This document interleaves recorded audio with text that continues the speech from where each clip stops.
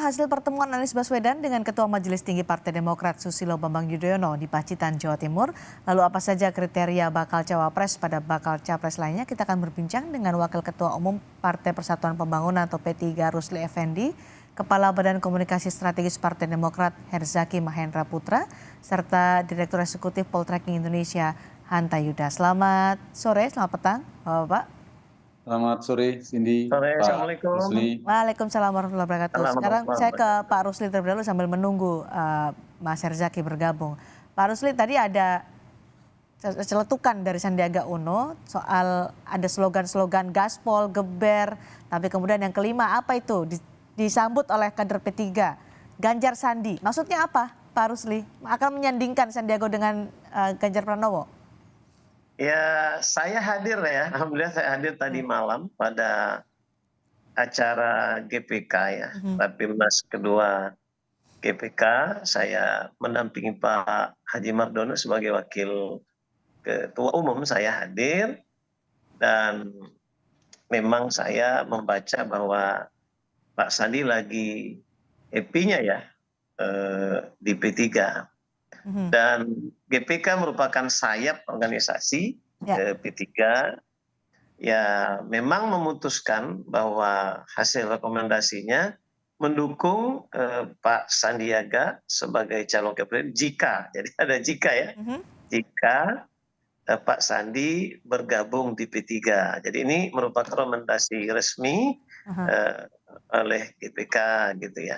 Tentu kita P3 karena memang ada mekanisme dan dengan senang hati sesungguhnya kalau memang Pak Sandi bergabung di Partai Persatuan Pembangunan. Gitu. Oke, jadi ada syarat dan ketentuan yang berlaku. Sandiaga Uno harus bergabung dulu di P3. Kan sudah lama isunya soal Sandiaga Uno setelah dia mundur dari Partai Gerindra, isunya kan akan bergabung dengan P3. Kenapa sampai sekarang masih belum bergabung, Pak Rusli? Ada kendala? Iya, tanda-tandanya kan sudah kelihatan ya oleh publik. Memang dari beberapa waktu yang lalu itu Pak Sandi sangat akrab dengan P3, gitu ya. Lalu akrab saja, akankah diajak bergabung, dirangkul begitu? Oh, ternyata audio terputus dengan Pak Rusli. Nanti kami akan menghubungi Pak Rusli kembali. Saya ke Mas Hanta. Pak Rusli nanti ditahan ya, ini kita tidak bisa mendengar suara Pak Rusli nih. Saya ke Mas Hanta dulu. Mas Hanta, jadi tanda-tandanya P3 sudah akan mengusung Sandiaga Uno untuk digandengkan dengan Ganjar Pranowo? Ya, memang Cindy kalau kita perhatikan koalisinya yang mengusung Mas Ganjar itu tidak terlalu rumit dalam menentukan bakal cawapres dari sisi koalisi ketimbang misalnya Prabowo apalagi Anies Baswedan. Kenapa? Karena PDIP sebagai partai utama yang mengusung Ganjar itu sudah mengantongi golden ticket, tanpa berkoalisi pun sudah bisa. Karena itu faktor yang kedua menjadi penting, yang paling menentukan sebenarnya tingkat akseptabilitas atau penerimaan PDI Perjuangan. Khususnya tentu Ibu Megawati Soekarno Putri sebagai Ketua Umum pemegang otoritas tertinggi dan struktur kekuasaan PDI Perjuangan.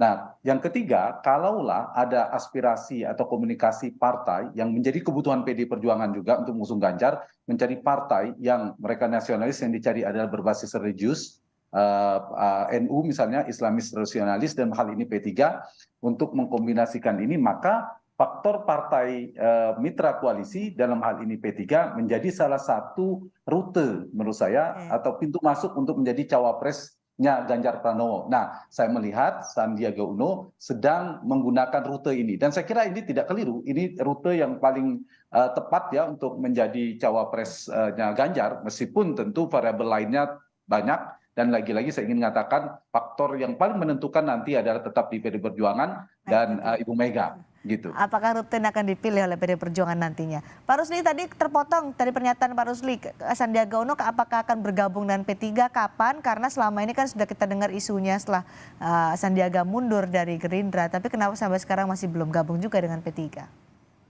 Ya, tadi saya sudah katakan bahwa di P3 itu ada proses ya, sebagai kader ya. Kita ini kan berproses sama ketua umum kita ya, Pak Haji Mardiono dulu masuk partai dari Cilegon, pengurus kabupaten, provinsi, nah tetapi juga sampai jadi wakil ketua umum, jadi ketua umum. Nah, tetapi juga ada tokoh-tokoh bangsa yang memang layak untuk memimpin di tingkat nasional itu sekalipun tidak harus berproses seperti itu, tapi juga harus ya kalau istilah ketua umum kami Pak Mardiono harus ospek dulu deh gitu ya. Harus ospek dulu. Kapan nih mulai ospeknya nih Sandiaga Uno kalau memang tadi ditangkap kan kode-kode itu oleh P3? Ya yang pasti tadi malam beliau sudah dipakaikan baju GPK ya. Karena memang anak-anak muda di P3 memang sangat mengapresiasi ya kehadiran Sandi.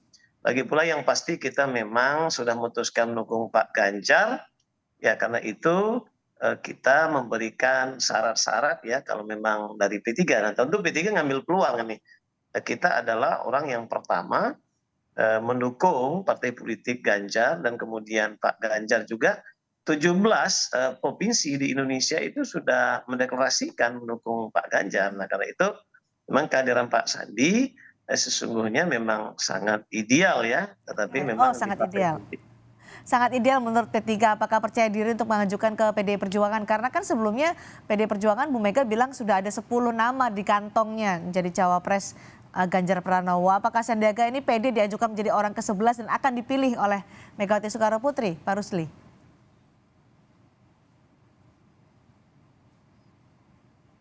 Baik, Pak Rusli mungkin ini di mute deh ini kayaknya Pak Rusli. Boleh dicek lagi? Jadi Oke. soal popularitas, elektibilitas ya, dan beliau juga tidak berlebihan di mata kita bahwa adalah menteri yang berprestasi.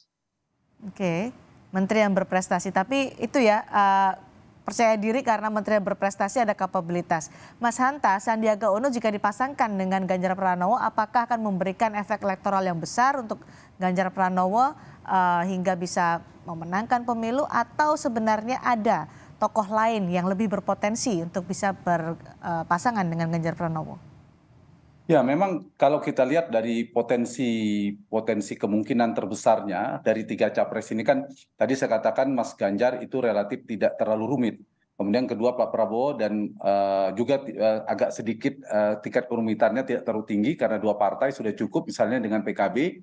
Yang ketiga Mas Anies Baswedan relatif lebih tinggi tingkat kerumitannya karena ada 3 partai. Ada faktor berebut kotel efek, ada faktor akseptabilitas untuk menyulitkan koalisi, penerimaan koalisi, dan faktor untuk memenangkan. Nah, kembali ke Mas Ganjar, memang hari ini kalau saya lihat tendensinya Ganjar, Prabowo, dan Anies sudah masih dinamis. Tendensi hari ini menguatnya Ganjar kalau dari sisi elektabilitas memang Sandi ya. Kita lihat di 3 besar selalu big three itu antara Sandi, Erick Thohir, Ridwan Kamil, termasuk AHY lumayan di 5 besar untuk Mas Anies. Nah, kalau Ganjar ada 2 yang menguat saya lihat di wacana publik hari ini, di media juga kita bisa lihat Sandiaga Uno sejak awal memang secara elektabilitas kuat, tapi ada nama Nazarudin Umar dari tokoh seniornya dari basis NU.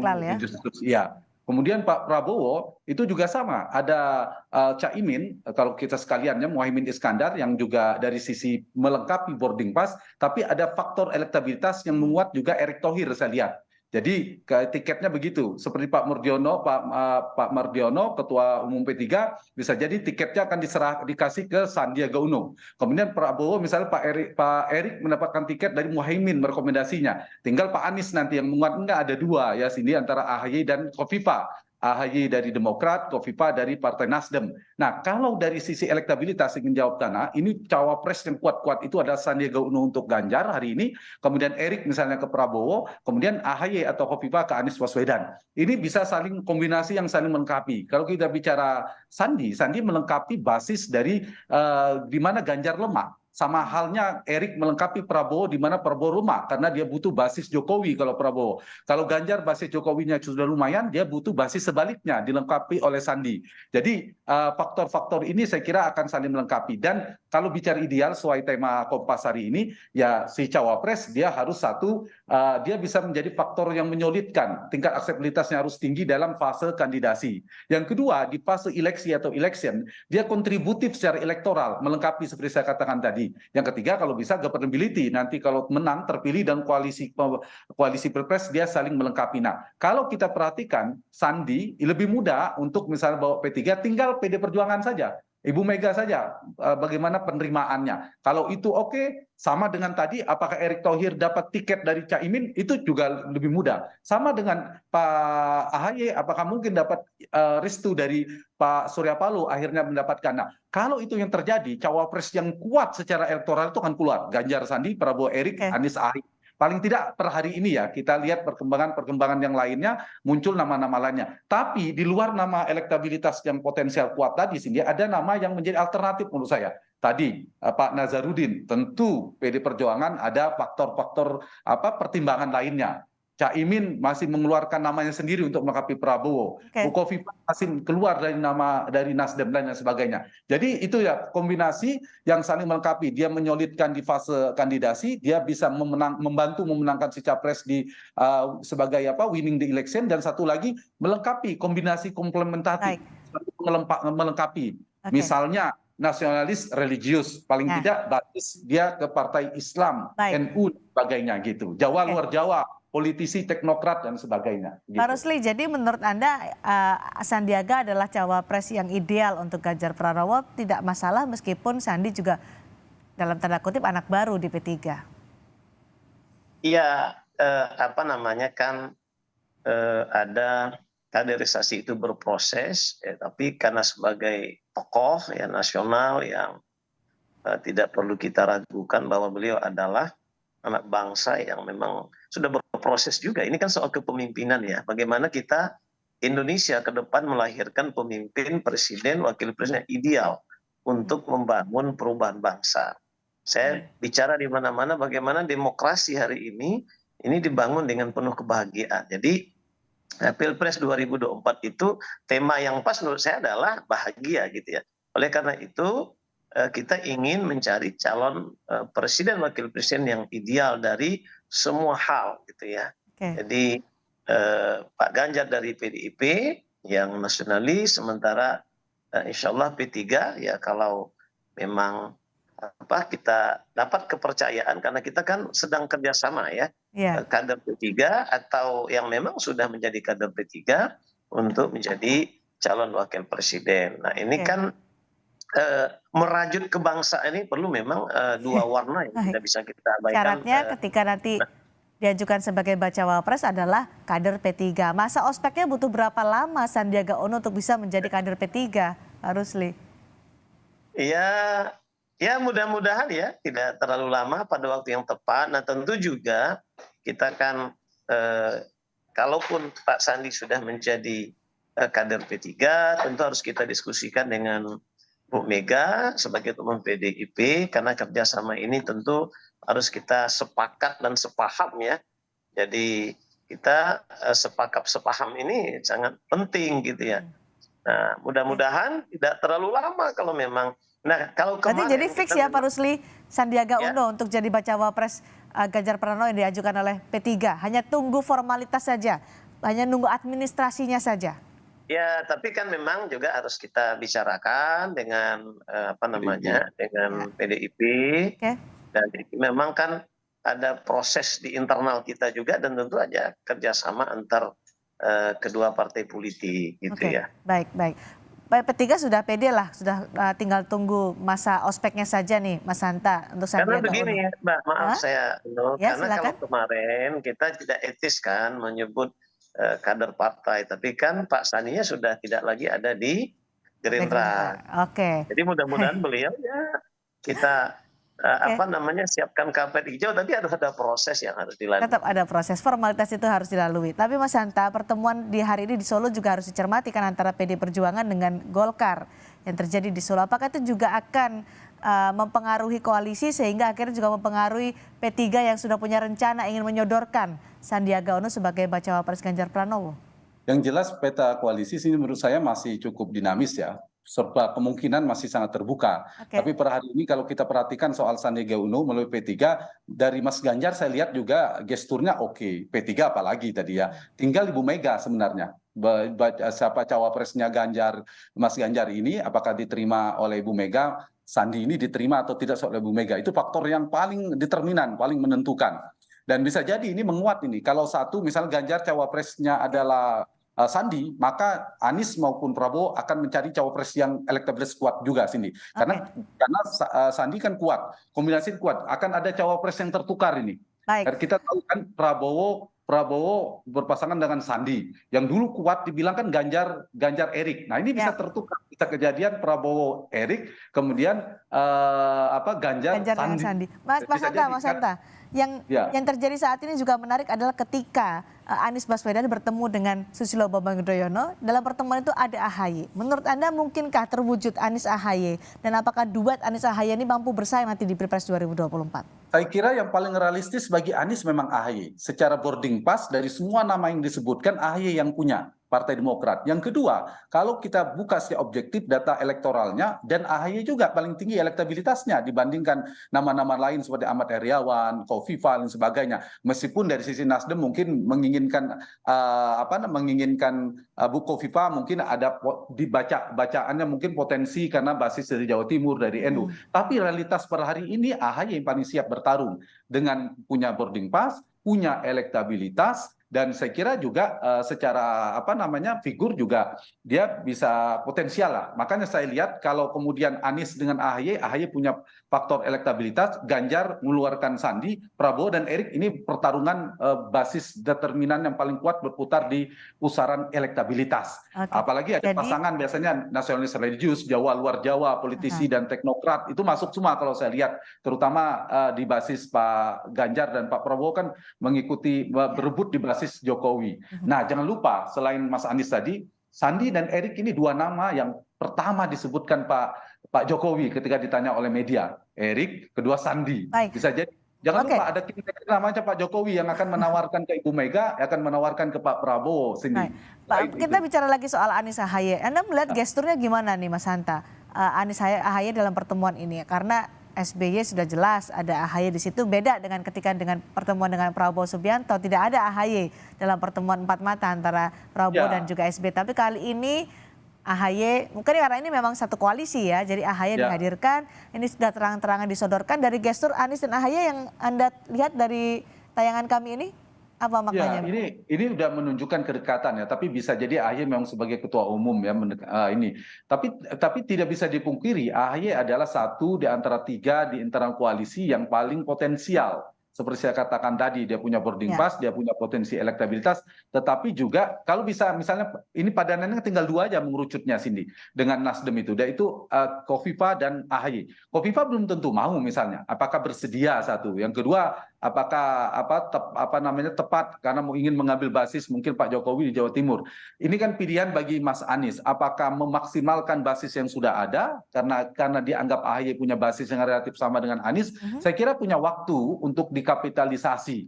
Dari gambaran ini saya kira paling realistis, paling mungkin rute terpendek. Nah, istilah saya mungkin rute terpendek yang paling tingkat kerumitannya paling sedikit, Anies berpasangan dengan AHY. Jadi sudah pasti akan mengambil dari internal koalisi, bukan orang lain di luar internal koalisi. Nanti soal kotel efek ya, PKS dan Nasdem akan berpikir soal berebut kotel efek ekor jas dari beberapa, karena AHY Demokrat mungkin lebih diuntungkan. Nah itu menjadi tantangannya. Saya kira itu, Cindy. Apakah nanti akan duet Anies AHY mampu bersaing 2024? Karena satu masih 8 bulan. Kemudian potensial, punya modal, meskipun posisinya memang berjarak ya, tapi jaraknya tidak jauh, tidak sampai 2 digit. Saya sementara menyimpulkan dari data-data survei, di survei Poltreking maupun Litbang Kompas dan lain sebagainya, relatif kompetitif.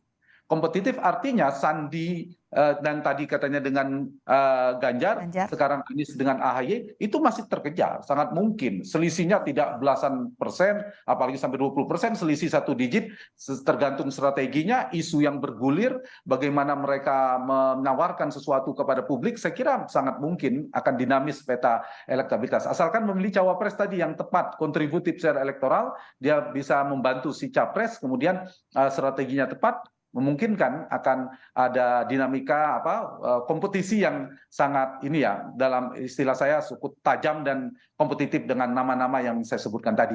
Dan parabel elektabilitas nampaknya masih determinan menjadi cawapres bagi capres yang sudah ada. Kalau nggak determinan kan seperti dulu, Pak Budiono jadi wakilnya Pak SBY di periode kedua, Pak Kiai Haji Maruf Amin periode kedua, itu kan tidak determinan elektabilitas. Periode kedua ada angka psikologis yang sudah tinggi. Sekarang baru tidak ada incumbent, semuanya kompetitif, maka cawapres menjadi penting. Dan variabel cawapres yang penting saya perhatikan adalah soal elektabilitas. Keluar nama Sandi, Erick Thohir, termasuk AHY, mereka punya modal elektabilitas. Selain juga boarding pass dan mungkin juga isi tas tambahannya. Sekarang kan sudah ada 3 potensi capres yang muncul ya, Ganjar Pranowo, Prabowo Subianto, Anies Baswedan. Mana dari 3 baca pres dengan koalisinya ini yang kira-kira mereka paling dekat untuk mengumumkan pasangan capres-cawapresnya?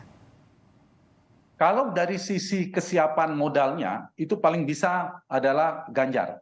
Karena sangat mudah, tanpa dengan partai pun bisa dilakukan, apalagi dengan P3. Kemudian yang kedua Pak Prabowo, karena dengan 2 partai baru bisa. Yang ketiga baru Anies, karena 3 partai. Kalau rumusnya, ini berdasarkan modal partai. Tapi kan mereka selain soal kerumitan tadi, strategi juga, saling tunggu, bidik-membidik. Jadi tidak bisa, variabel itu tidak bisa sepenuhnya. Bisa jadi sebaliknya, ternyata Anies sudah punya titik lebih awal diumumkan. Jadi saya kira ini sulit diprediksi siapa akan mulai, akan saling menunggu faktor cawapres ini. Kita untuk berharap akan ada pengumuman cawapres dalam waktu dekat agak sulit.